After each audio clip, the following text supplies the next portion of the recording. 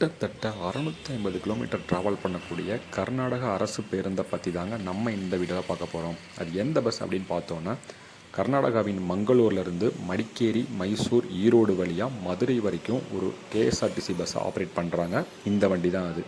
இந்த வண்டி மங்களூரில் மதியானம் 3 மணிக்கு எடுத்து அடுத்த நாள் காலையில் 8:30 மணிக்கு மதுரை ரீச் பண்ணுறாங்க. இந்த வண்டியோட மொத்த ட்ராவல் டைம் பார்த்தோன்னா, மங்களூர்லேருந்து மதுரை வரைக்கும் கிட்டத்தட்ட 17 மணி நேரத்துலேருந்து 18 மணி நேரம் வரைக்கும் ஓடிட்டுருக்குங்க.